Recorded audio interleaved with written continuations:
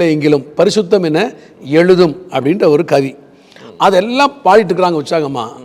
அப்போ திடீர்னு அப்பாவும் அந்த பாட்டை பாடிட்டு இருக்கும் போது காதில் சத்தம் கேட்குது. இந்த ஒளிக்கார முகமே இவ்வளோ பிரகாசமாக இருந்துச்சுன்னா அந்த தேவன் எப்படி இருப்பார் அப்படின்னு ஒரு யோசனை, இந்த சிந்தை வந்திருக்கு. அந்த சிந்தை வந்த மாத்திரத்தில் பார்த்தீங்கன்னா திடீர்னு அந்த அறை முழுதும் பயங்கரமான புகை மண்டலம் மாதிரி சொல்லு அந்த வந்து அப்படியே அவருடைய ஆவி எடுத்துட்டு போகுது. அப்போ இவங்க கீழே அப்படியே சாஞ்சிருக்கிறாங்க. சாய்ந்திருக்கிறாங்க. அவங்க ஆவி அந்த கை எடுத்துட்டு போகும்போது அவரே அவருடைய சரீரத்தை பார்க்குறாரு. சொல்லிட்டு உடனே பைபிளை வச்சுட்டு கிச்சனுக்கு ஓடுறேன். ஓடும் போது திடீர்னு சத்தம், சரி என் மகளேன்னு. நான் அங்கேயே நில கொழிஞ்சு முழங்கலை போட்டேன். எல்லாம் ஆவியில் நிறைஞ்சு குதிச்சு ஆற நினைச்சு போயிடுவாங்க. தார்பாலில் மடிச்சு வைக்கவும் பார்த்தா இங்கெல்லாம் பெரிய பெரிய பூரா தெரியல கீழே நசிங்க கிடக்கும். அவ்வளோ ஆகும். Okay okay. இங்கே வர சைஸ் பாம்பெல்லாம் பார்த்தா இல்லை 6 அடி 7 அடியாக இருக்கும். பைபிள் ரிவ்யூ சேனலில் உங்களுடைய சாட்சிகளையும் ஊழிய அனுபவங்களையும் பகிர்ந்து கொள்ள விரும்புனீங்கன்னு சொன்னால் எங்களுடைய வாட்ஸ்அப் நம்பரை கான்டெக்ட் பண்ணுங்கள். அது மட்டும் இல்லாமல் நீங்கள் ஃபாரினில் இருக்கீங்க அப்படின்னா உங்களை ஜூம் ரெக்கார்டிங் எடுக்கிறதுக்கும் நாங்கள் ரெடியாக இருக்கோம். ஸோ நீங்களும் எங்களை கான்டெக்ட் பண்ணலாம். உங்களுடைய வாட்ஸ்அப் நம்பர் 8428196238. இந்த வாட்ஸ்அப் நம்பருக்கு உங்கள் டீட்டெயில்ஸ்லாம் அனுப்புங்க.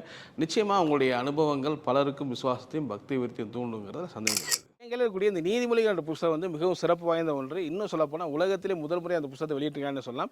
நீதிமொழிகள் 915 வசனங்கள் இருக்குது. இந்த 915 வசனங்களும் பெரியவர் முதல் சிறியவர் வரைக்கும் நன்றாக புரியும் விதத்தில் கையிலே வரையக்கூடிய ஓவியரை கொண்டு கார்ட்டூன்ஸ்லாம் வந்து வரைஞ்சிருக்கிறாங்க. இது பல வருடங்கள் பல லட்சங்கள் செலவு பண்ணி ஜான் அண்ட் ஜாஸ்மின் ஃபேமிலி வந்து உருவாக்கியிருக்காங்க. இது எல்லார் வீட்லேயும் கிடைக்கணும், எல்லா பிள்ளைகளுக்கும் எல்லா பேர பிள்ளைகளுக்கும் இது கிடைக்கணுங்கிற விதத்தில் எந்த விதமான லாபம் நோக்கம் இல்லாமல் வெறும் 150 ரூபாயும் ப்ளஸ் 50 rupees கொரியர் சார்ஜ் மூலமாக இதை வந்து கொடுக்குறாங்க. இந்த புத்தகம் உங்களுக்கு வேணும்னு சொன்னால் இந்த ஸ்க்ரீனில் பார்க்குற நம்பருக்கு கான்டாக்ட் பண்ணுங்கள்.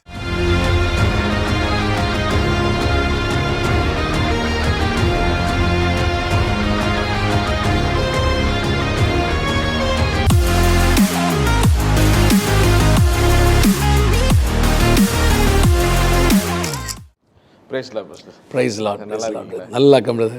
நீங்கள் எப்படி இருக்கீங்க? ரொம்ப நல்லா இருக்கு. சந்தோஷம் சந்தோஷம். ரொம்ப நன்றி. உங்களுடைய சாட்சியை பகிர்ந்து பலருக்கும் வந்து பக்தி விருத்தியை கொண்டு வரும்னு நாங்கள் நம்புகிறோம். உண்மையாக வாழ்த்துக்கிறேன் உங்களையும்.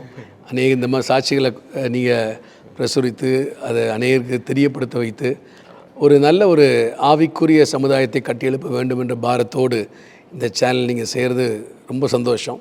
கர்த்தரை ஆசீர்வதிப்பார். God bless you. ஸோ நான் அப்பாவுடைய இதுலேருந்து ஆரம்பிக்கிறேன். ஏன்னா ஒரு கிறிஸ்தவ உலகத்தில் தவிர்க்க முடியாத பேர் சில பேர் தான் இருக்கும். அது மாதிரி பாஸ்டர் சத்யநாதன் அப்படிங்கிறது ஒரு பெரிய ரோல் கிறிஸ்தவ உலகத்தில் ஒரு பெரிய நிறைய மாற்றத்தை கொண்டு வந்து அவங்க லைஃப்பில். அவங்க இதில் ஆரம்பிங்க. அப்பாவை பற்றி சொல்லுங்கள். அவங்க எப்படி லைஃப்பில் சின்ன வயசில் இருந்தது ஓகே ஷேர் பண்ணிங்கன்னா அப்படியே நம்ம கண்டிப்பாக பண்ணலாம் நினைக்கிறேன். சரி, சொல்லுங்கள். என்னுடைய அப்பா பேர் நீங்கள் சொன்ன மாதிரி பாஸ்டர் டவி சத்யநாதன். அவருடைய தகப்பனார் என்னுடைய தாத்தா அருமையான மிஸ்டர் ஏரன், அவங்க தாயார் கிரேஸ். ஓகே. அவங்க ஒரு பெரிய ஃபேமிலி. அவங்க எல்லாம் பெரிய, ஆமாம், நாங்கள் எல்லாமே லுத்ரன் பேக்ரவுண்டு. அது நாட்கள்லேருந்து கோயம்புத்தூர் நம்பர் 1 அப்படின்ற இடத்துல பின்கோடில் அவங்க குடியிருந்தாங்க. ஸோ அந்த நாட்களில் கடமைக்காக ஆலயத்துக்கு போவதும் வருவதுமாக கூட்டு குடும்பமாக எல்லாம் வாழ்ந்துருந்தாங்க. என்னுடைய தகப்பனாருடைய அப்பா என்னுடைய தாத்தா ஒரு லேத் ஒர்க் ஷாப் வச்சுருந்தாங்க. இன்ஜின் ரீபோர்லாம் பண்ணுவாங்க இல்லையா. முந்தி வந்து கோயம்புத்தூரில் BNR and sons and RN and sons, இது 2 தான் வந்து முந்தியெல்லாம் இன்ஜின் ரீபோரிங்க்கு பேர் போன கம்பெனிஸ். அப்பாவுடைய அப்பா பேர் ஏரன். ஸோ ஏரன் அண்ட் சன்ஸ்ன்னு சொல்லி அந்த ஒர்க் ஷாப்பை நடத்திட்டு இருந்தாங்க.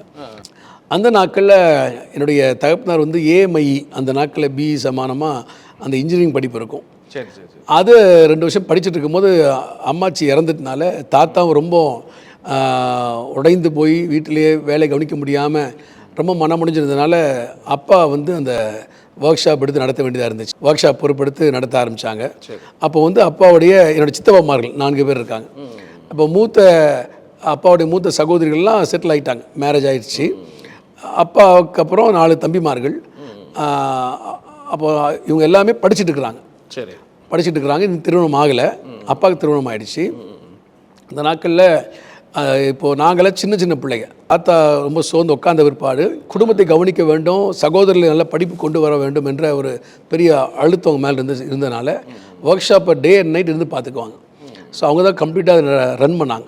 அந்த லேத் ஒர்க் ஷாப்பை ரன் பண்ணிகிட்டு இருந்தாங்க. அதில் நல்ல வருமானம் அந்த நாட்கள் இருந்துச்சு. அந்த லேத் ஒர்க் ஷாப் இன்ஜின் ரீபோர் பண்ணும்போது அந்த காலத்திலே 500 ரூபா 600 ரூபான்றது பெரிய தொகை. அந்த மாதிரி ஒரு நல்ல வருமானம் உள்ள தொழிற்சாலை ஒர்க் ஷாப். இதே கோயம்புத்தூர் கிராஸ்கட் ரோடுன்ற மெயின் ப்ரைம் ஏரியாவில் தான் நடத்திட்டு இருந்தாங்க. நல்ல தம்பிகளுக்கு நல்ல கல்வி கொடுத்து அவங்களெல்லாம் படிக்க வச்சு நல்ல நல்ல வேலையில் அமர வச்சுட்டு அவங்களுக்கு எல்லாத்துக்கும் திருமணம் பண்ண வச்சாங்க.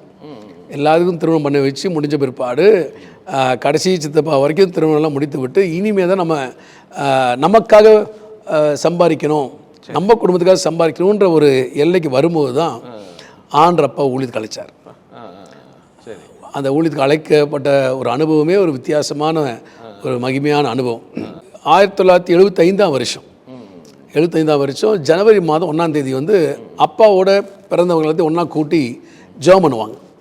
அது மதுக்கரை சிமெண்ட் ஃபேக்ட்ரியில் குவார்ட்டர்ஸ் இருக்கும். அங்கே அப்பாவுடைய மூத்த சகோதரி மிஸ்ஸஸ் சுகுணா அண்ட் என்னுடைய மாமா பேர் பாஸ்டர் எட்வர்ட். ஆமாம், அவங்க உடைய பிள்ளைங்க இப்போது எல்லாருக்கும் தெரிஞ்சிருக்கும். பாஸ்டர் ராஜன் எட்வர்ட், ஆமாம், பாஸ்டர் சாம்சன் எட்வர்ட், அவங்க மிஸ்ஸஸ் சந்திரா பிரகாஷ், அவங்களோட பிள்ளைங்க. அப்பாவுக்கு தாயார் மாதிரி எது இருந்தாலும் நேராக மூத்த அக்காட்ட தான் பேசுவாங்க, ஷேர் பண்ணுவாங்க. அதிகமாக அங்கே தான் டைம் ஸ்பெண்ட் பண்ணுவாங்க. அவங்க பிள்ளைகளோடு தம் பிள்ளைகளை போல் பாவித்து அவங்க கூட ரொம்ப அந்யூன்யமாக இருப்பாங்க. அப்போது ஜனவரி மாதம் நியூ இயர் 1ஆம் தேதி ஃபேமிலியெலாம் ஒன்றா சேர்ந்து ஜெபம் பண்ணுறதுக்காக கூடுவாங்க. சரி, அது நாட்கள் லுத்தரன் சபைக்கு போகக்கூடிய பயபக்தியில் இருக்கக்கூடிய சூழ்நிலை. அப்பாவுக்கு ஸ்மோக்கிங் ஹேபிட் இருந்துச்சு. அந்த ஒர்க் ஷாப்பில் நைட் அண்ட் டே ஒர்க் பண்ணுறதுனால அந்த ஸ்மோக்கிங் ஹேபிட் இருந்தது. சரி சரி. அப்போது ஸ்மோக் பண்ணிவிட்டு ஒரு சிகரெட்டை ஸ்மோக் பண்ணிட்டு 9 சிகரெட் உள்ள பேக்கெட்டை என்னுடைய அத்தை வீட்டில் மதுக்கிற குவார்ட்டர்ஸில் கிச்சனில் மேலே மறைச்சி வச்சுட்டு ஜபத்துக்கு எல்லாம் உட்காந்துருக்காங்க. எல்லா அப்பாவும் ஜெபம் பண்ணுறாங்க. அப்போது ஜெபம் பண்ணும்போது ஒரு பாட்டு பாடுவாங்க. அப்போ பரிசுத்த கூட்ட நடுவில் ஜொலித்திடும் சுத்த ஜோதியே அரூபிய வேலையில்ன்ற பாட்டு ரொம்ப ஃபேமஸான பாட்டு. எஃப்எம்பிபிலலாம் கூடும்போதெல்லாம் அந்த பாட்டு ரொம்ப அதிகம் பாடுவாங்க. அப்போ அந்த பாட்டை அவங்க பாடிட்டு இருக்கும்போது கடைசி வரி, துணை வேண்டும் தகப்பனே உலகிலே என்னை எதிர்க்கும் சக்திகள் பல உண்டே, என் ஜீவன் எல்லை எங்கிலும் பரிசுத்தம் என எழுதும் அப்படின்ற ஒரு கவி. அதெல்லாம் பாடிட்டு இருக்கிறாங்க உற்சாகமா. அப்போ திடீர்னு அப்பாவும் அந்த பாட்டை பாடிட்டு இருக்கும் போது காதில் சத்தம் கேட்குது, துணை வேண்டும் தகப்பனேன்னு பாடுறியே, என் ஜீவன் எல்லை எங்கிலும் பரிசுத்தம் எழுதும் என்று பாடுறியே, உன் ஜீவித்தின் எல்லை பரிசுத்தமா என்ற ஒரு பயங்கரமான சத்தம். அதில் கதி கலங்கி போன மாதிரி ஆயிட்டாங்க. உன் ஜீவித்தின் எல்லை பரிசுத்தமா, உன் ஜீவித்தின் எல்லை பரிசுத்தமா. அந்த வார்த்தை சத்தத்தை கேட்டோன்னு தாங்க முடியாமல் கதறிட்டாங்க. கதறி அவங்க பாவத்தெல்லாம் அறிக்கை செய்ய ஆரம்பிச்சிட்டாங்க. நான் பாவி ஆண்டவரே, நான் பாவி, என்னை மன்னியும் என்னை மன்னியும் என்னை மன்னியும் சொல்லி கதற ஆரம்பிச்சிட்டாங்க. அவங்க கதறதை பார்த்து அத்தை வீட்டில் மாமா அவங்க பிள்ளைங்க எல்லாம் சேர்ந்து எல்லாமே பாவரிக்க செய்ய ஆரம்பிச்சிட்டாங்க. சித்தவா மாதிரிலாம் கூடியிருந்தாங்க, எல்லாமே அழுக ஆரம்பிச்சிட்டாங்க. எழுது அவங்கவுங்க பாவத்தெல்லாம் அறிக்கை செய்கிறாங்க. அப்படி ஒரு நல்ல ஒரு ஜப நேரமாக முடிஞ்சிச்சு. அதோடு அப்பா அந்த சிகரெட்டை தொடரதை மறந்துட்டாங்க. அது அதோட லாஸ்ட். இனி ஒரு சேஞ்சஸ் நடக்குது. ஆமாம் ஆமாம். ஏன்னா எங்கள் அப்பா ஒர்க் ஷாப்பில் வேலை செய்யும் போது எங்கள் அப்பா சொல்லுவாங்க, அந்த லேத்துலேயே ஒர்க் பண்ணுறதுனால சிறு குடிச்சிட்டே தான் ஒர்க் பண்ணுவாங்களாம். இப்போ யாராவது கஷ்டம் வந்துச்சுன்னா சிகரெட் அப்படியே மேலே வச்சுட்டு அவங்க கூட பேசி முடிச்சுட்டு எங்கே வச்சாலும் மறந்துடும். அதை தேடுறதுக்குள்ளே இன்னொரு சிகரெட் 10 வருஷம் அதை தேடுவாங்களாம். அப்படி ஒரு செயின் ஸ்மோக்கிங் ஹேபிட் இருந்தவங்களுக்கு. அப்போ அந்த மாதிரி இருக்கிற ஒரு காலகட்டம். அந்த நாட்களில் பார்த்தீங்கன்னா அருமையான இந்த கோயம்புத்தூர் அக்ரிகல்ச்சர் காலேஜில் டேனியல் சுந்தர்ராஜன் சொல்லி இருந்தார், இருக்கார், இப்போ இருக்கார். இப்போ அவருக்கு 107 வயசு, நாசரத்தில் இருக்கிறார். அவர் மூலிமா அந்த நாட்களில் அநேக யங்ஸ்டர்ஸ் கற்றுக்கொள்ள நடத்திட்டு இருந்தார். அவர் ஒரு முறை ரோட்டில் வந்துட்டு இருக்கும்போது அப்பாவை எதிர்கொண்டு போயிருக்கிறாங்க. ஸ்டேஷன் போகும்போது அப்பா குடிச்சிட்டே போயிருக்காங்க. ஒரு கையை அந்த சிகரெட் குடிச்ச அந்த எடுத்து அப்படியே சிகரெட்டோட பாக்கெட்டை கை போட்டாங்க. பாக்கெட் கை போட்டு கை கொடுத்துட்டு எடுத்துடலாம்ல அப்படின்னு சொல்லி கை மாற்றிட்டு கை கொடுத்துருக்குறாங்க. இந்த பாக்கெட்டில் சிகரெட்டை போட்டுட்டாங்க. சரி சரி. போட்டு கை கொடுத்துருக்குறாங்க.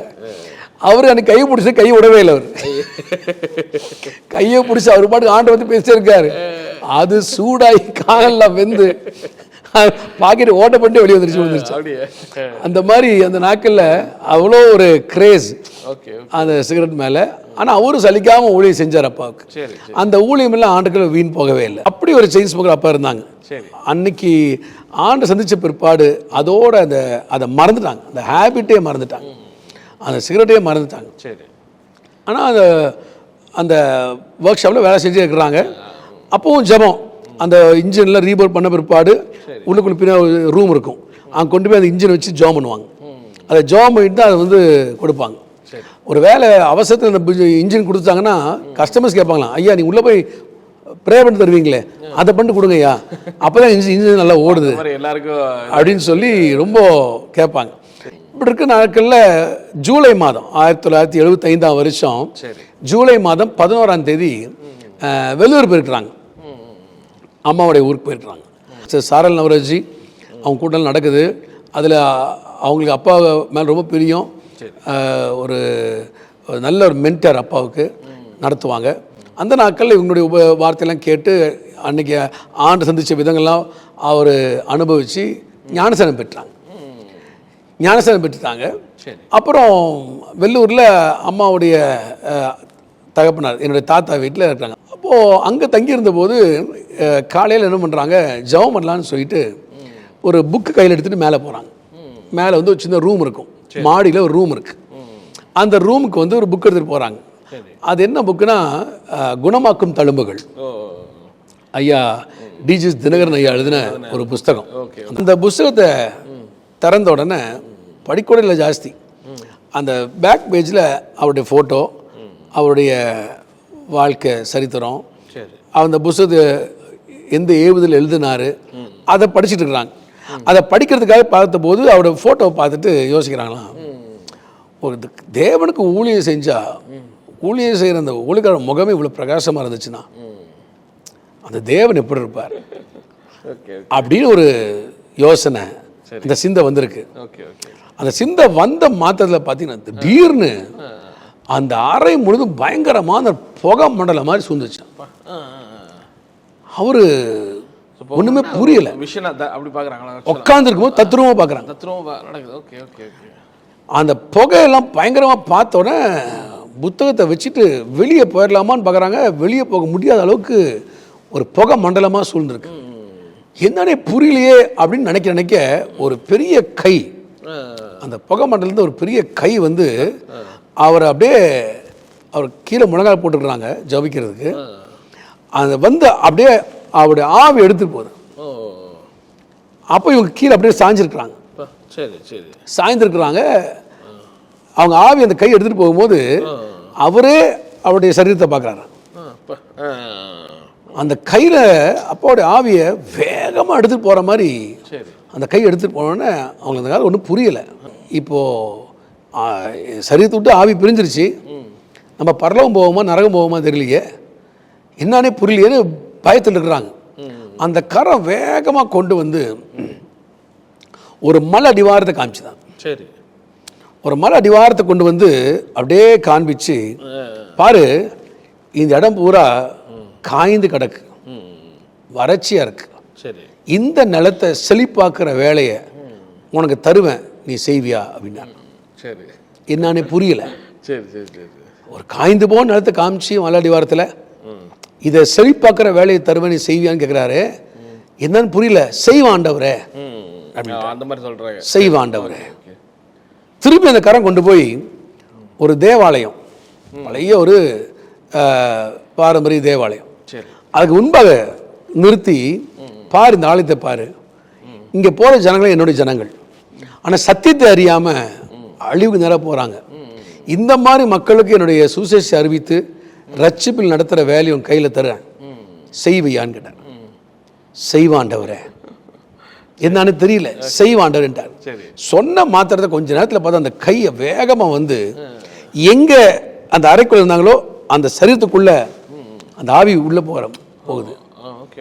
எழுந்து உட்காந்துட்டாங்க. எழுந்து உட்காந்தோன்னு ஷாக் ஆகிட்டாங்க. நம்ம இத்தனை நேரம் கர்த்தருடைய கையில் இருந்திருக்கிறோம். ஒரு பயங்கரமான தத்துருவமான ஒரு தரிசனம் போல ஆண்டு காமிச்சிருக்காரு என்று நல்லா புரிஞ்சு போச்சு. ஆண்டு நம்மளை ஊழியத்துக்கு அழைக்கிறாரு, புரிஞ்சிருச்சு. அப்போது தனியே முட்டி போட்டு ஜெபம் பண்ணாங்களா, ஆண்டவரே நான் இத்தனை நேரம் உங்கள் கையில் தான் இருந்திருக்கிறேன், அது தெரியாமல் இருந்திருக்கிறேன் ஆண்டவரே, இப்போ தெரியுது. நீ அங்கே நிலத்தை காமிக்கவும், அந்த இடத்த காண்பிக்கவும், அந்த ஆலயத்தை காட்டவும், அந்த மக்கள் அழிந்து போகிறாங்க, இவங்களுக்காக ஜெபிக்கணும், சுவிசேஷம் அறிவிக்கணும், இந்த வேலையை தருவேன்னு சொல்லும் போதே ஊழியம் நான் புரிஞ்சுக்கிட்டேன். நான் கண்டிப்பாக ஊழியம் செய்வேன் ஆண்டவரே. ஆனால் ஒரே ஒரு காரியம் கேட்குறேன், இத்தனை நேரம் உங்கள் கையிலே இருந்துட்டு உங்கள் முகத்தை பார்க்க முடியாமல் போயிட்டு ஆண்டவரே, ஒரே ஒரு பாக்கியம் கொடுங்க, உங்கள் முகத்தை மட்டும் ஒரு முறை பார்த்துட்றேன் ஆண்டவரே அப்படின்னு ஜெபம் பண்ணிட்டுறாங்க. அந்த ஜெபம் கொஞ்ச நேரத்தில் பார்த்தீங்கன்னா அதே மாதிரி புகை மண்டலம் அந்த அறையை நிரப்புது. இப்போ அவங்க தாங்க முடியல, அந்த மகிமை தாங்க முடியாமல் எந்திரிச்சு ஓடுறாங்க வெளியே. அந்த கதவு வெளியே போக முடியாத அளவுக்கு அந்த புகை மண்டலம் தடுக்குது. தடுத்த உடனே அப்படியே நின்ட்டாங்களாம். நான் செத்துருவேன், இந்த மகிமை தாங்க முடியும்னு சொல்ல சொல்ல அந்த புகை மண்டலமாக இருந்த பூரா அப்படியே இணைஞ்சி ஒரு மகிமையான ஒரு முகமத்தை பார்த்தாங்க. ஆமாம், அப்படியே ஆனோட முக சாயல் அதில் வந்திருக்கு. அந்த முகம் பார்த்தீங்கன்னா அந்த கண்ணு வானத்தை பார்த்த மாதிரி இருந்திருக்கு. அவங்க பார்த்தோன்னே ஆண்டவரே இதுக்கு மேலே தாங்க முடியாது அப்படின்னு சொல்லும் போது அந்த முகம் அப்படி திரும்பிச்சு. அப்பா பக்கமாக அந்த புகை மண்டலம் அப்படி திரும்பும் போது பெரிய பாறாங்களே திரும்புற மாதிரி அதை பார்த்து பயந்து நிற்கும் போது அப்பா பார்த்து அந்த முகத்திலேருந்து அந்த ஒரு சத்தம் ஆண்டவர் பேசுகிறாராம், ஜாக்கிரதையாரு, இப்போ ஜெபிக்கிற மாதிரி என்றைக்கு ஜெபம் பண்ணி கொண்டுரு, சிங்கம் போல இழுத்து வருவாங்க, நான் உன் கூட இருப்பேன், இந்த ஊழியத்தை செய்வியா?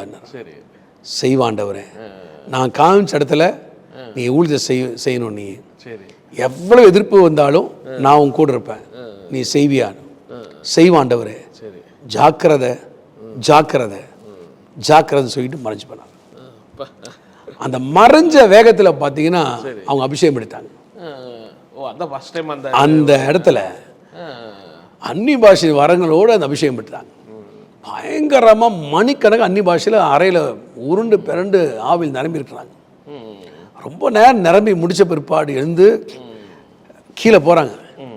கீழே போயிட்டு மற்ற தாத்தாவை அம்மாவை அப்பா போயிட்டு அவங்க எல்லாம் ஒரே சந்தோஷம், ரொம்ப ஜாலியாக இருப்பார். ஸோ என்னுடைய மாமா அத்தை சித்திமா எல்லாத்தையும் பார்த்தோன்னே முகமே பிரகாசமாக இருந்திருக்கு. என்னத்தா என்னாச்சு உங்களுக்கு அப்படின்னு சொல்லும் போது அவங்க சொல்ல வராங்க, ஆனால் தமிழ் வார்த்தை வரல, அந்நி பாஷையே வருது. ஸோ மணிக்கணக்கு அந்நி பாஷையிலே பேசுகிறாங்க, தமிழ் பாஷை பேச முடியல. அங்கே என்னுடைய மாமா இருந்திருக்கார், அவர் மிஸ்டர் ராஜன் பாபு. அவர் யாருன்னா இப்போ ஜெர்சி எடின்பரோ கல்யாணம் பண்ணியிருக்க பிள்ளையோடைய தகப்பனார், என்னுடைய அம்மாவுடைய தம்பி அவங்க ராஜன் பாபு. இது பல பாஷை பேசுகிற அபிஷேகம் இது பேர். நான் கூட்டத்திலலாம் பார்த்துருக்குறேன், பரிசுத்தாவின் அபிஷேகம் வரும்போது இப்படி தான் இருக்கும். என்னப்பா பயமாக இருக்குது பார்க்குறதுக்கு. ஆமாப்பா, இதெல்லாம் கிடைக்காத ஒரு பெரிய ஒரு ஆசீர்வாதம்ப்பா, அத்தானுக்கு கிடச்சிருக்குது அந்த அபிஷேகம். இந்த நாட்கள் எல்லாமே தெரியும். ஆமாம், அந்த நாட்களில் ஒன்றும் தெரியாது. கோயம்புத்தூர் வந்தாச்சு. சரி, கோயம்புத்தூர் வந்துட்டு ஒர்க் ஷாப் போய் திறந்துருக்காரு. ஒர்க் ஷாப் போய் திறந்துட்டு ஒரு இன்ஜின் வேலை ரீவொர்க் பண்ணிகிட்டு இருக்கார். அதெல்லாம் பண்ணி முடிச்சுட்டு அதுக்காக வழக்கமாக ஜாம் பண்ணலான்னு சொல்லி கொண்டு போய் அந்த இன்ஜின் போய் பின்னால் ஒரு இருட்டு அறை தான், அங்கே போய் அந்த இன்ஜின் வச்சு ஜாம் பண்ணுறதுக்காக இன்ஜின் மேலே வச்சுருக்காரு, டேபிள் மேலே வச்சு முழங்கால் போட்டிருக்காரு. திடீர்னு அதே மாதிரி ஒரு புகை மண்டலம், அந்த இருட்டு நினைச்ச அறைக்குள்ளே அவ்வளோ பெரிய வெளிச்சம். பயந்து நடுங்கி இவர் அதே மாதிரி ஆயிருமோ அந்த மாதிரி பயம் வந்துருச்சு அவருக்கு. வந்தபோது திடீர்னு பார்த்தீங்கன்னா ஒரு பில்லர் ஆஃப் கிளவுட் மாதிரி ஒரு மேக தூண் வலை பக்கமும் இறங்குச்சான். இறங்கின பார்த்து பயந்த உடனே அந்த அந்த பில்லருக்குள்ளேருந்து அந்த மேக தூண்குள்ளேருந்து சத்தம் வருது, நான் தான் கைலாச மகாரிஷி அதை பார்த்து பயந்த உடனே டப்புன்னு லெஃப்ட் சைடில் அதே மாதிரி மேகத்தூண் இறங்குதான். சரி சரி, வந்து திரும்பி பார்த்தோன்னே நான் தான் சாது சுந்தர் சிங் தான். இவங்களுடைய சரித்திரம் அப்போ கொஞ்சம் படிச்சிருக்கிறாங்க அப்பாவுக்கு. ஆமாம், அப்போ ஆச்சரியப்படப்பட இவங்களை பார்த்தே ஆச்சரியப்படுறியே இதோ நானே வருகிறேன். அப்படி மேலே பார்க்கும்போது 2 பாதங்கள் அப்படியே மேகம் சூழ்ந்துருக்குது. அப்படியே ஆண்டு இறங்கிட்டு இருக்கிறாரு. அந்த புகை மண்டல இறங்கின பிற்பாடு இவர் எங்க இருக்காருன்னு தெரியல. பார்க்க ஆண்டு சொன்னாராம், இப்படி ஜெபிக்கிற மாதிரி நீ எப்பவும் ஜெபம் பண்ணணும். நீ அநேகருக்காக நீ திறப்பி நிற்கணும். உன் ஊழியமே ஜெப ஊழியமா இருக்கும். ஒரு ஜெப வீடு நிறுவி அதிகமாக ஜெபத்திலே நடத்தக்கூடிய ஒரு சேனையை தருவேன். இன்று முதல் நீ அதிகமாக ஜெபம் பண்ண போற, எனக்காக நீ முழுசா நம்பி என் ஊழியத்தை நிறைவேற்ற போற என்று சொல்லிட்டு ஆண்ட மறைச்சிட்டார். இவங்க 2 பேரும் பேசுனாங்களா? மகரிஷி அவங்க பேசுறாங்க. சொல்லி சொன்னதோட சரி. ஏன்னா ஆன சொல்லும்போது அதுக்காக தான் இவங்களை கூட்டிட்டு வந்தேன். ஏன்னா கைலாச மகரிஷி ஜபத்திலேயே இருந்து கொகையில ஜபத்திலேயே ஊறி போய் அப்படியே மறைந்து போனவர். அவர் இன்றும் இருக்கிறார். அவரோட சாட்சி பயங்கரமான சாட்சி. அது ஒரு பக்கம் இருக்கு. 2 பேரை கூட்டு கொண்டு வந்த நோக்கம் என்னன்னா, இது போலதான் நீ ஜெபம் பண்ணணும். அப்போ அந்த சாட்சி வாசிச்சதுக்கும் ஆண்டை கொண்டு வந்ததுக்கும் பெரிய ஒரு சம்பந்தமா இருந்துச்சு. அதுல இருந்து அப்போ அவங்க பார்த்த உடனே அந்த இன்ஜினை கொண்டு போய் கொடுத்துட்டு ஒர்க் ஷாப்பை க்ளோஸ் பண்ணிட்டு பூட்டு போட்டு அதே வாசப்பட முட்டி போட்டு ஜெபம் பண்ணாங்களாம். ஆண்டவரே இதான் கடைசி, இது மேலே நான் அந்த ஒர்க் ஷாப்பை திறக்க மாட்டேன், இந்த வேலை செய்ய மாட்டேன். நல்லா ஓடிக்கிட்டு இருந்த நல்ல ஓடிட்டு ஒர்க் ஷாப், நல்ல வருமானம் உள்ள ஒர்க் ஷாப் தான்.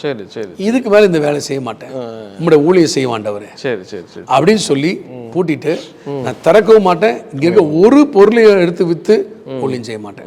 முன்ன ஊழியத்துக்கு வரது என்ன கூப்பிட்டீங்க, நான் வந்துட்டேன். என் மனைவி இதை ஏற்றுக்கொள்ளணுமே ஜாப் பண்ணிட்டே வராங்க. ஜாப் பண்ணிட்டு வந்து கதவை தட்டுறாங்க.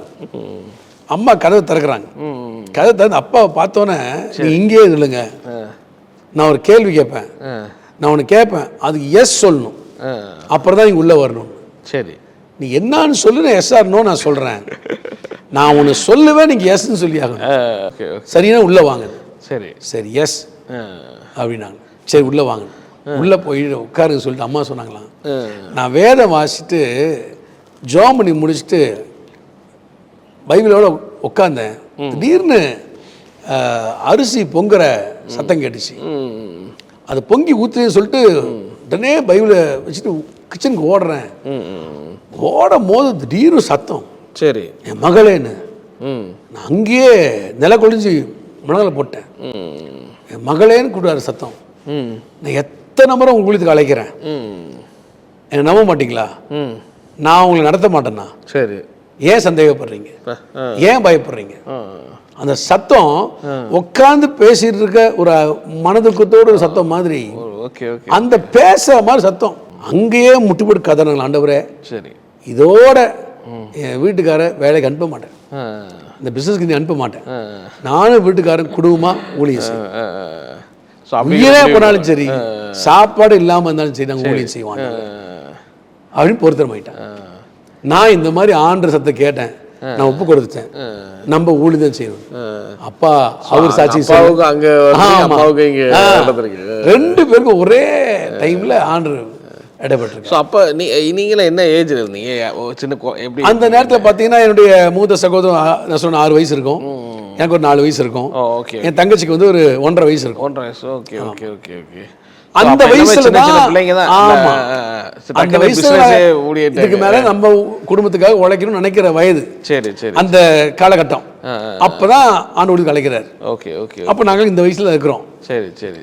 அப்போ ஒரு பெரிய ஒரு கேள்விக்குறி தான். சின்ன பிள்ளை இந்த பேக்ரவுண்ட் ஊழிய பேக்ரவுண்டும் கிடையாது, எந்த ஊழிய பேக்ரவுண்ட் இல்ல. ஓகே, ஆண்டவர் அழைக்கிறாரு உள்ளதாச்சு. அப்ப என்ன நடந்துச்சு? ஆமா, உப்பு கொடுத்த பிரதர் ஒரு 6 மாசம் பயங்கரமான புடமிடல் தான். அப்படியா? ஸோ அது என்ன மாதிரி இருந்துச்சு சொல்லியிருக்காங்களா? ஒரு சில வாரங்கள்லயே கையில் காசு இல்லை, சாப்பாடுக்கு வாங்க முடியல.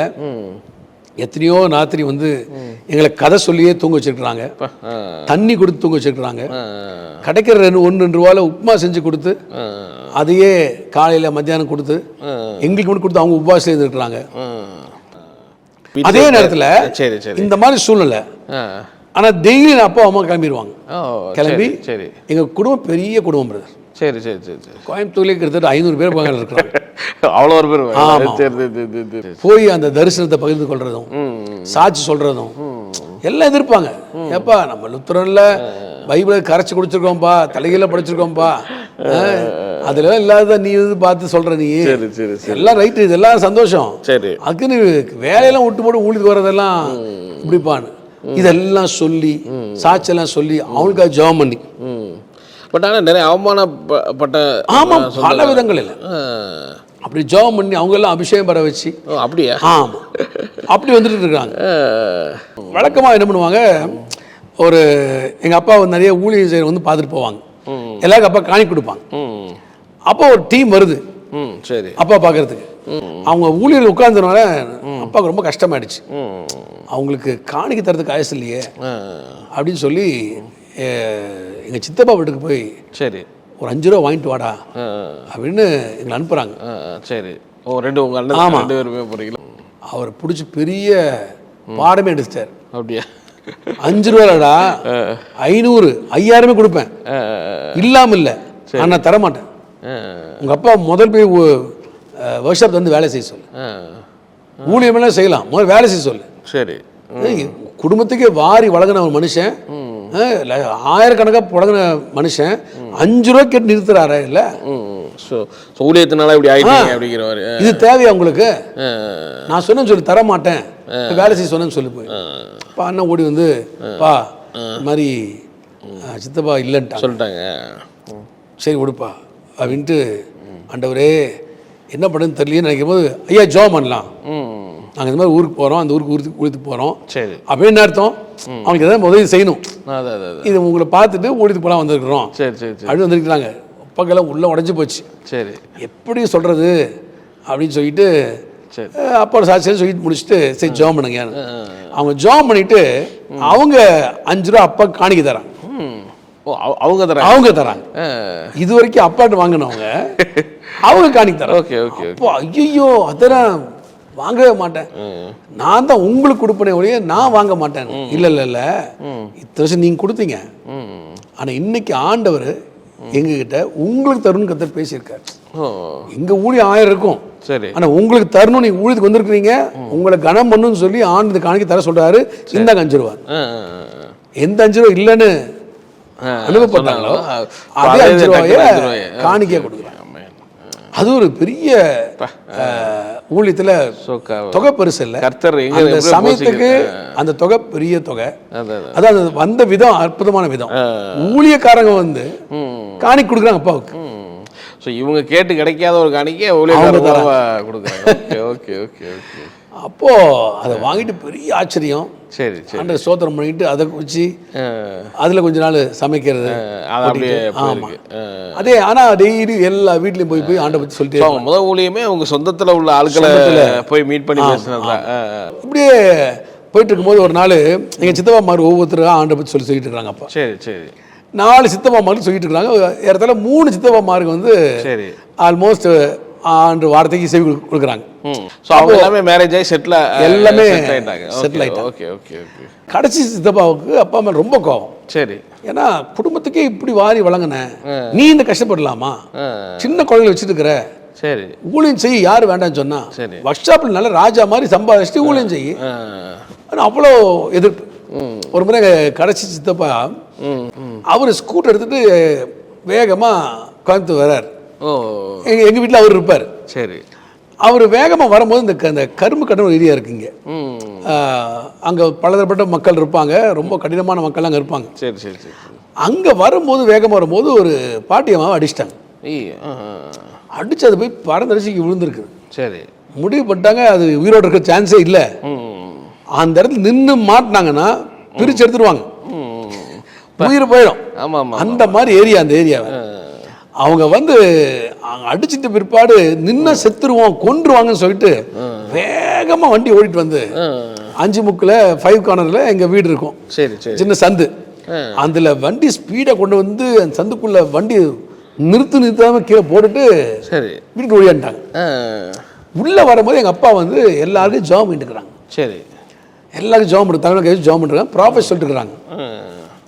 எங்கள் தாத்தா அதை கேட்டு அவர் வந்து உள்ளே முட்டி போட்டிருக்காரு. இந்த சித்தப்பா வேகமாக வந்து உள்ளே வந்துருக்குறாங்க. சரி. எல்லாம் ஜபிக்கிறத பார்த்து அவங்களுக்கு முட்டி போட்டார். அவங்களுக்கு இந்த பிரச்சனை அவங்கள எல்லாம் முட்டி அவர் முட்டி போட மாட்டார், வர மாட்டார், அவர் முட்டி போட்டார். அந்த ஆக்ஷன் நடந்திருக்கிறாங்க. ஓகே ஓகே ஓகே வந்து முட்டி போட்டாரு ஒன்றும் தெரியாத மாதிரி. எல்லாருக்கும் ஜோம் பண்ணிட்டாங்க. அப்பா சித்தப்பா கடைசி சித்தப்பா மேலே கை வைக்கிறார். கை வச்சோன்னே ஜீவன் தப்ப ஓடி வந்திருக்கிறாய், ஜீவன் தப்ப ஓடி வந்திருக்கிறார். இந்த நாட்கள் ஆண்டு பயன்படுத்துறாரு. எப்படி பயன்படுத்துறாரு? ஒரு வீட்டில் போய் ஜோமன் அப்படியே அவங்கள பற்றி சொல்லி சரி ஜோம் பண்ணும்போது அவங்க பயந்துடுறாங்க. பயந்து அப்பவே கீழ்ப்படிஞ்சு ஞானஸ்தானத்துக்கு ஒப்பு கொடுத்தவங்க. ஓகே ஓகே அந்த மாதிரி நடத்திட்டு இருக்காரு.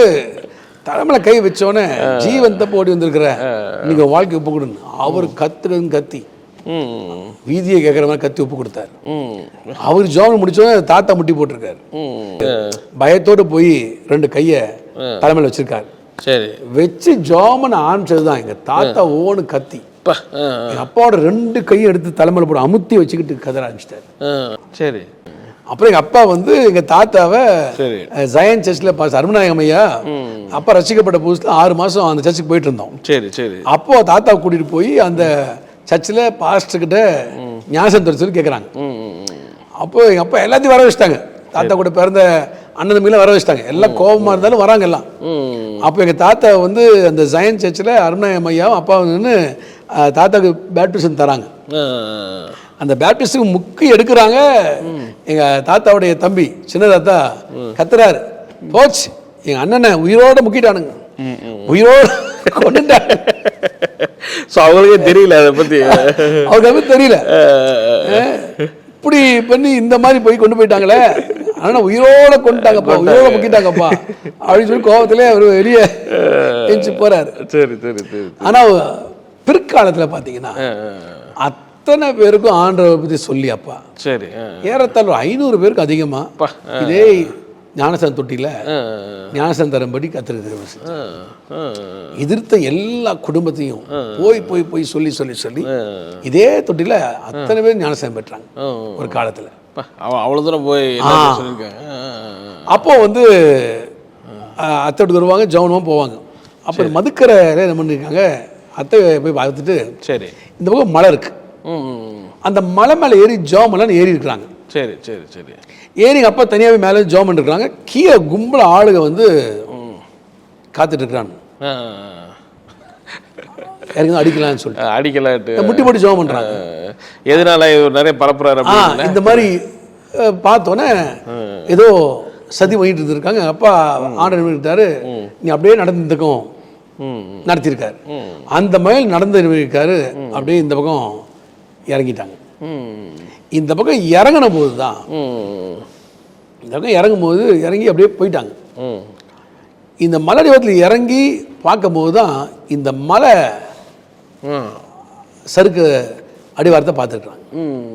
பார்த்தோன்னே யோசிச்சாங்க, அன்னைக்கு வெள்ளூர்ல ஆண்ட கொடுத்த தரிசனம் ஒரு மலை அடிவாரத்தை காமிச்சாரு, அதே மாதிரி இருக்குதே சரி சரி அப்படின்னு அதிர்ந்து போயிட்டாங்க. சரி சரி. கத்த இங்க ஊழி தரப்ப இங்கதான் நம்ம செய்யணும், இந்த அடிவாரத்தை ஆண்ட காமிச்சிட்டாரு. இன்னைக்கு இங்க அந்த இங்க வந்து இறங்கும் போதும் தெரியுது இந்த மலை அடிவாரம் தான் வெள்ளூர்ல ஆண்ட கையில சுமந்து காமிச்சாருல, இதே மாதிரி அடையாளத்தோட தான் காமிச்சாருன்னு சொல்லி இங்க பார்த்து போயிட்டாங்க. போயிட்டு இதே ரோட்ல கீழே பார்த்தீங்கன்னா ஒரு ஹால் இருந்துச்சு, லைனா வீடு இருக்கும். இப்போ அந்த வீடு இருக்குது, ஓடு வீடு இருக்கும், லைன் வீடு. அது பக்கத்துல ஒரு ஹால் இருக்கும். சரி. அது வந்து அது காலத்துல மலையாள சமாஜ் இருக்கும். சரி. இந்த ஹால் வாடகை கிடைக்குமா? அவங்க வந்து தரோம், இது ஒரு 3-4 மாதம் பூட்டி தான் வச்சிருக்கோம், சரி கொடுக்கலாம். அப்போ அப்பா தைரியமா சந்தோஷம், சரி இந்த ஹால் நான் வாடகை எடுக்கிறேன். அப்போ அந்த ஆட்கள் அந்த ஓனை பார்த்து சரி 50 ரூபாய்க்கு தரோம்னு சொல்லிட்டு அந்த ஹால் எடுத்திருக்காங்க. சரி. எடுத்து ஜபம் ஆரம்பிக்கிறாங்க. அப்போ ஜபம் ஆரம்பிக்கும் போது முதல் வந்த ஒரு அம்மா பாதி புத்தி சுயாதீனம் இல்லாமல் இருக்கிறவங்க அவங்க வந்து நிற்கிறாங்க. அவங்க வந்து நின்றுட்டு ஜபத்தில் பங்கு பெடுத்து போகும்போது 4 நாள் முதல் காணிக்க அந்த இடத்துல 4 நாள் கொடுத்துட்டு அவங்க போகிறாங்க. போயிட்டு அடுத்த வாரத்தில் அவங்க அக்காவை கூட்டு வராங்க. அவங்க வந்து ஓரளவுக்கு பக்தி உள்ள கிறிஸ்தவ குடும்பம். சரி. அவங்க வந்து அட்டன் பண்ணிட்டு நம்ம ஏரியாவில் சர்ச்சே வராதான்னு நினச்சோம், ஆவிக்குரிய சபை இப்படி ஆண்டு வந்து இங்கே ஏற்படுத்தியிருக்காருன்னு சொல்லி அவங்க வராங்க. 6 நாட்களில் அந்த ஜபத்து கூட பங்கு பெற்று எங்கள் மாமா மிஸ்டர் எட்வர்ட், நம்ம ராஜேந்திரோடைய தகப்பனார் இல்லையா, அவரும் எங்கள் அத்தையும் அவங்க சித்தப்பாமாரு அப்பா ஆண்டுக்குள்ள நடத்தின சொந்தக்காரங்க எல்லாமே. சரி சரி. சண்டே ஆச்சுன்னா பார்த்தீங்கன்னா சர்ச்சில் 3/4 பேர் சொந்தக்காரர். அந்த 6 மாதம் கழிச்சு தான் ஒரு மாற்றம். அப்போ இந்த இடத்த பார்க்கவும் அங்கே ஜபத்தை ஆரம்பிக்கவும் 76ஆம் வருஷத்துல அங்கே ஊழியத்தை ஆரம்பித்து நல்லா போயிட்டுருக்கு. நிறைய பேர் வந்து குடும்ப வட்டாரெல்லாம் வந்து எல்லாம் அபிஷேகம் மட்டும் முந்தியெல்லாம் அங்கே சர்ச் ஆரம்பிச்சிச்சுன்னா காலைல 10 மணிக்கு ஆரம்பிச்சாங்க. நாங்கள் அப்பா ஆராதனையே 2 வரைக்கும் போயிடும். ஓ அப்படியா? அந்த அபிஷேகத்தில் ஸோ அப்போ எவ்வளோ ஜனங்க பார்த்தீங்கன்னா ஒரு 80-100 பேர் தான் இருப்பாங்க. ஆமாம், சின்ன இடத்துல டக்குனு வர்றது பெரிய விஷயம் தானே. அதுக்குள்ளே பார்த்தா அவ்வளவு அபிஷேகம். சரி, 3:30க்கு முடியும். முடிஞ்சு போனாங்கன்னா 6:30 மணிக்கு சாயந்தரம் கூட வந்துடுவாங்க. சாயந்தரம் ஆரம்பிச்சாச்சுன்னா 9:30 வரைக்கும் போகும். இப்போ அப்படி இந்த இடத்துல ஃபுல்லாக சொந்தக்காரங்க தான் இருக்காங்க. நடந்துக்கிட்டு இருக்கு, அடுத்த நடக்குது. அப்போது ஜனங்களும் பொதுமக்களும் வர ஆரம்பிச்சிட்டாங்க. சரி சரி. இப்படியே ஒரு 4 வருஷம் நல்லா போயிட்டு இருந்துச்சு. 4 இயர்ஸ் அந்த ஹாலில். அப்போ அந்த ஊழியம் நல்லா போயிட்டு 4 வருஷமாக அந்த ஹாலில் போயிட்டு இருந்துச்சு. அது முன்னால் ஒரு சின்ன கிரவுண்டு மாதிரி இருக்கும். அப்போவே ஜீவானந்த் ஐயாவை, மைதீன் ஐயாவெல்லாம் கூட்டு கன்வென்ஷன் நடத்துவாங்க. ரொம்ப ஆச்சரியமாக இருக்கும். ஓ அந்த சின்ன இடத்துலயே? ஆமாம், முன்னாள் சில கிரவுண்டு மாதிரி இருக்கும். கூட்டமெல்லாம் போடுவாங்க. 1980ஆம் வருஷத்தில் சரி இங்கே ஒரு கவுண்டர் ஐயா இருப்பார், சோலே கவுண்டர்னு சொல்லிட்டு ஒரு பேர். சரி. அவர் வந்து எங்கள் அப்பாவை பார்த்து, ஐயா மேலே எனக்கு ஒரு இடம் இருக்குது. சரி. ஒரு 40 சென்ட் இருக்குது. சரி சரி சரி. அதை நான் விற்கலான்னு யோசிக்கிறேன், உங்களுக்கு கொடுத்துடலான்னு யோசிக்கிறேன். அது வேற வழிபாட்டுக்காக வச்சிருந்த இடம். ஆனால் இப்போ நீங்கள் இங்கே சர்ச்சை ஆரம்பிச்சு நல்ல பரிசுத்தமான மக்களை வந்து போயிட்டு இருக்கிறாங்க. அதனால உங்களுக்கு கொடுத்த பிரயோஜனம் நினைக்கிறேன், வந்து பாருங்க அப்படின்றாங்க. சரி, அப்பா அவர் கூட்டு வந்து பார்த்தாங்க. இங்கே வந்து இன்னொரு பிரதர் எங்கள் அப்பாவுக்கு தரிசனத்தில் பார்த்த ஒரு வி ஷேப்பு, மலை ஒரே வி ஷேப் இப்படி போகுது. சரி சரி. அந்த தரிசனத்தை பார்த்தது, அதை பார்த்தோன்னே அப்பா சொல்லிட்டாங்க, கவுண்டரை நாங்கள் நேரத்தை வாங்கிடுறோம். ஓகே ஓகே அப்படின்னா ஸோ ஆண்டவர் சித்தமாக இருக்கும். அப்பா வந்து ப்ரேயரில் வச்சாங்க. அந்த கவுண்டர்கிட்ட சொன்னாங்க 3 மாதத்தில் செட்டில் பண்ணிடுறேன். சரி. சபையில் சொல்லி ஜாப் பண்ணாங்க, அவ்வளோதான். சரி சரி சரி. ஒரு சண்டே, அந்த முதல் மாதத்துல ஒரு சண்டே நம்ம அடைக்கல்நாதர் எம்பி இருக்கார் இல்லையா, ஆமாம் ஆமாம் ஆமாம், அவங்க ஃபேமிலி சேர்ந்து சர்ச்சுக்கு வராங்க. சரி. வந்து அட்டன் பண்ணிட்டு ரொம்ப ஆசைக்கப்பட்டு வார்த்தையில் துறப்பட்டு அவங்க போயிட்டாங்க, திருச்சிக்கு போயிட்டாங்க. போனவங்க அந்த காலத்தில் இந்த இடத்தோட விலை என்னன்னா 7,000 ரூபா. 7,000 ரூபான்றது ஒரு 40 சென்ட் 7,000 ரூபா. 1970 மொத்தமாக 7,000 ரூபா. சரி சரி சரி. அப்போ அன்னைக்கு 7,000 வந்து 70 லட்சம் மாதிரி நமக்கு அந்த அளவுக்கு வேல்யூ இருக்கு. சரி. அப்போ அவங்க வந்துட்டு போனவங்க ஒரு செக் அனுப்புறாங்க. சரி சரி. நான் வந்தேன், செய்தி ரொம்ப தொட்டுச்சு, என் குடும்பமே நல்ல ஒரு ஆவிக்குரிய இதில் தொடப்பட்டோம், ஒரு ஸ்தோத்திரம் அனுப்பணும்னு சொல்லி முடிவு பண்ணி அனுப்புற சொல்லி 3,500 ரூபா அனுப்புறோம். ஸோ அது அந்த டைமில் அதான் பெரிய காணிக்கை. ஸோ மணியார்டர் வரும் 40 லட்சம் அந்த மாதிரி. மேக்ஸிமம் வந்துச்சுன்னா 10 ரூபா, சரி சரி சரி, 15 ரூபா, அது தாண்டாது. இதுதான் மணியார்டர். ஓகே, 100 ரூபா வந்தாலே பெரிய விஷயம். அப்போ அவர் 3,500 ரூபா அனுப்பி சரி சரி ஆண்டர் அனுப்புறாங்க. அதை வாங்கி பார்த்தப்ப ஷாக் ஆயிட்டாங்க. வந்து போனாங்க, 3,500 ரூபா அனுப்புறாங்க. சரி. எங்கள் மாமா துபாய் இருந்தாங்கன்னு சொன்னேன். ஆமாம் ஆமாம். அவர் பெருசாக கணக்கு அனுப்ப மாட்டார். அவங்களே அவங்களுக்கு தேவை இருக்கும். அவர் அனுப்பிச்சாலும் 100 ரூபா 200 ரூபா அனுப்புகிற காலம் தான் அது. அவர் திடீர்னு என்னமோ ஏவப்பட்டேன் அத்தான், அவர் 1000 ரூபா அனுப்புகிறார். இது ஒரு பெரிய ஒரு காரியமாக எல்லாம் அப்புறம் சபையில் சொல்லி எல்லாம் சேர்த்து சரி 1.5 மாதம்தான் கவுண்டர்கிட்ட போய் சொன்னாங்க. கவுண்டர் வாங்க, வீட்டுக்கு வாங்க. என்னய்யா செட்டில் பண்ணுறோம், 3 மாதம் டைம் இருக்குது, வாங்க நாங்கள் செட்டில் பண்ணுறோம். அப்பா அவங்க ஏசுநாதர் பெரிய ஆண்டவர் தாங்க. 3 மாதம் கேட்டீங்க, 1 மாதத்தில் கூப்பிட்றீங்க வாங்கன்னு சொல்லி 7,000 கொடுத்து ரெஜிஸ்டர் பண்ணியாச்சு. ரெஜிஸ்டர் பண்ணி 40 நாளில் 3 மாதம் டைம் கேட்ட இடத்துல 40 நாளில் கொடுத்தாச்சு. கொடுத்துட்டு இந்த இடத்துக்கு வரோம். சரி. இந்த மலையடி வாரம் எல்லாம் ஒரே முள்ளுக்காடு, முன்னால் இங்கெல்லாம் விடுதலை ஒன்றும் கிடையாது. அப்போ இந்த இடத்துக்கு வந்தோடனே சரி அப்பா ஜெபம் பண்ணுறாங்க. சரி. மக்கள் கொடுத்து ஜெபம் பண்ணுறாங்க. ஜெபம் பண்ணிட்டு இங்கே ஒரு மேஸ்திரி குடியிருப்பார். ஆமாம் ஆமாம். அவர் என்ன பண்ணார், அப்பா அவருக்கு டெய்லி சாயந்தரம் வேலை முடிஞ்சு இங்கே வாங்க, நாங்கள் முடிஞ்ச கூலி தரோம் அப்படின்னு சொல்லி விசுவாசிகள் எல்டர்ஸுமே டெய்லி சாயந்தரம் 6 மணி ஆச்சு வந்துடுவாங்க. எல்லாம் அந்த மேசம் வந்து கட்டுற வேலை தான் அவருக்கு, மற்ற வேலை எல்லாம் விசுவாசிகள் தான். கட்டுற வேலையை அப்படி இது பண்ணியிருக்காங்க. சரி சரி சரி. விசுவாசிகள் சேர்ந்து மண்ணை சுமக்கிறதும், செங்கல் சுமக்கிறதும், சரி கல்லை சுமக்கிறதும், நைட்டு டெய்லி சாயந்தரம் 6லேருந்து நைட் 12 வரைக்கும் கட்டுவோம். 40 நாள் சர்ச் கட்டி முடிச்சாச்சு. 40 நாளில் 40 நாளில் கரையம் பண்ணியாச்சு. அடுத்த 40 நாளில் சர்ச்சு கட்டி முடிச்சாச்சு. ஸோ அதுக்கெல்லாம் பணம் இந்த ஃபினான்ஷியல் ஜனங்க கொடுக்கறதும், இந்த பில்டிங் செலவே இல்லையே, பொருள் வாங்கினா போதும், அவர் வந்து கட்டுவாரு. சரி. நம்ம மக்களே சேர்ந்து லேபர் ஒர்க்கு இல்லையே. சரி சரி சரி. அப்படியே கட்டி அப்போ வந்து 40க்கு 20 சைஸு. சரி சரி சரி. அந்த மாதிரி சர்ச் கட்டி முடிச்சு இங்கே ஆரம்பிச்சாங்க. அந்த நாட்களில் பார்த்தீங்கன்னா தளமெல்லாம் போடலை, பில்டிங் கட்டி ஷீட்டெல்லாம் போட்டாச்சு. சரி. கீழே போகிற மணல் தான் இருக்கும், மேலே தார்பால் விரிச்சிருவோம், பாய் விரிச்சிருவோம். எல்லாம் ஆவில் நிறைஞ்சு குதிச்சு ஆற நினச்சி போயிடுவாங்க. தார்பால் மடிச்சு வைக்கவும் பார்த்தா இங்கெல்லாம் பெரிய பெரிய பூரா தெரியல கீழே நசிங்க கிடக்கும். அவ்வளோ ஆகும். Okay okay. இங்கே வர சைஸ் பாம்பெல்லாம் பார்த்தா இல்லை 6 அடி 7 அடியாக இருக்கும். அப்படியே. ஆமாம், ஃபுல்லாக மலையடி வரது. ஆமாம். இந்த வீட்டில் குடியிருந்தோம். சரி சரி சரி. அப்போது நான் படுத்துக்கிறேன், கால் தலையை எடுத்து மடியில் வச்சு ஜாமில் எடுத்து மடியில் வைக்கிறேன், தலையை கீழே பாம்பு சுத்து படுத்துருப்பா.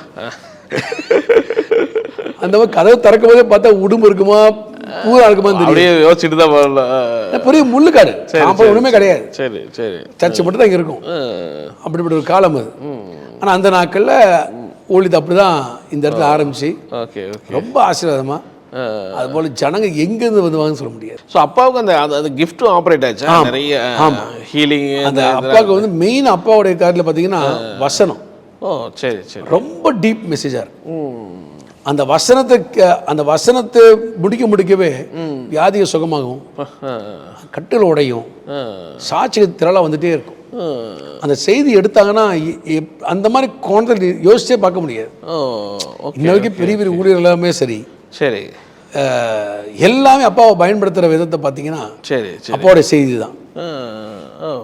டாக்டர் டிஜிஎஸ் தினகரனும் மோகன்சி லாசரஸ், சரி, பாச சுந்தரம் ஐயா இருப்பார் சென்னையில், பெரிய சபை போதகர், அவர் இவங்க எல்லாம் அப்பாவுடைய ஊழியத்தை ரொம்ப நேசித்தவங்க. அப்பா ஆல்மோஸ்ட் ஏறி இறங்காத சபைகளே இல்லை அந்த காலத்தில். எல்லா பெரிய பெரிய ஸ்தாபனங்கள்லையும் கன்வென்ஷன் அப்பா பிரசங்கம் கூடுவாங்க, சிஎஸ்சியில் கூடுவாங்க, சரி, லுத்தரன் சபையில் கூடுவாங்க. இங்கே சபை ஊழியம் செஞ்சுருந்தாலுமே சரி பல இடங்களுக்கு ஊழியத்துக்கு கூப்பிடுவாங்க. ஸோ அப்படி எல்லாம் கன்வென்ஷன் எவ்ரி வீக்கெண்ட் கன்வென்ஷன் இருக்கும். அந்த மாதிரி சலிக்காம ட்ராவல் பண்ணி அந்த மாதிரி ஊழியம் ஃப்ளரிஷ் ஆகுது. ஆனால் அவங்களுடைய அண்ணன் தம்பி எல்லாமே அவங்க ஊழியம் எல்லாமே வேலை செஞ்சுட்டு அப்பாவுக்கு ரொம்ப சப்போர்ட்டிவாக இருந்தாங்க. சரி சரி. வேலை செஞ்சுட்டு பாஸ்டர் ராஜன் எட்வர்டு, சாம்சன் எட்வர்டுலாம் தான் பாட் நடத்துவாங்க, ஆராதனை நடத்துவாங்க, சண்டே ஸ்கூல் நடத்துவாங்க. சரி சரி. எல்லாத்துடைய குடும்ப வட்டாரத்துடைய ஊழியம் பூரா இங்கேருந்து ஆரம்பிச்சது. அப்போ ஏராளமான பேருக்கு அப்பா இங்கே ஞானஸ்தானம் கொடுத்தாங்க. ஒரு மோகன்சி லாசஸ் உடைய டீமில் இருக்க அத்தனை மெம்பர்ஸுக்கும் அப்பா ஞானஸ்தானம் கொடுத்துருக்காங்க. அப்படியே அவர் வந்து அங்கே சோல்வண்டிங் கேம்ப் வைப்பார். சரி சரி சரி. அங்கே பெரிய கூட்டம் வச்சுட்டு பரிசுத்தாவின் பெருவிழான்னு வைப்பார். சரி. அப்போ தான் பிரசந்து கூடுவார். சரி. கூப்பிட்டு உட்கார வச்சு என்னென்ன கேள்வி கேளுங்க பாஸ்டர் கேளுங்க அப்படி எல்லாம் அவ்வளோ கேள்வி கேட்பாங்க, பதில் சொல்லி ஆவில் நடத்தி. அப்படி அந்த சோல்வனிங் கேம்புக்கு மோகன் அங்கிள் தவறாமல் அப்பாவை கூடுவார். ஒரு பேர் அப்பாவை கூட்டிகிட்டு போய் தான் அவர் கொரியாவில் போய் பால் ஆங்கி ஷோவெல்லாம் போய் பார்த்து அந்த அப்பா மோகன்சி லாசஸ் அங்கிள், சரி, பாஸ்டர் எடிசன், முந்தி ஜோசப் ஸ்டாலின் பத்மமய ஆமாம் ஆமாம். அவங்கெல்லாம் ஒன்றா சேர்ந்து கொரியாவுக்கு போய் பாலி அங்கே கான்ஃபரன்ஸ் அட்டன் பண்ணிட்டு சபையை போய் பார்த்துட்டு அவர்கிட்ட பேசி சரி அதெல்லாம் முடிச்சுட்டு சிங்கப்பூர்லேயும் மலேசியாவிலும் சோல் வின்னிங் கேம்ப் நடத்தினார். சரி சரி பிரமோசி அங்கிள் அவர் அப்போ அங்கே பிரசங்கம் பண்ணுவாங்க. சரி சரி. எல்லா கேம்ப்லையும் அப்போ பிரசங்கம் பண்ணுவாங்க. முடிஞ்சு எல்லாத்தையும் பரிசுத்த அபிஷேகம் நடத்துவாங்க. நிறைய பேர் அபிஷேகம் பெற்றிருக்காங்க. ஒரு தவிர நாகர்கோயிலில், நாலு மாவட்டி திருநெல்வேலியில், சொனையில் நூற்றுக்கணக்கான பேருக்கு அப்பா ஞானஸ்நானம் கொடுத்துருக்காங்க.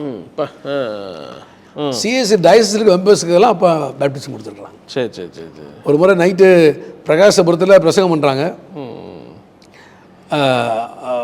பிஷப்பெல்லாம் வந்தாச்சு. சரி. 3 நாள் பயங்கரமான பிரசங்கம்.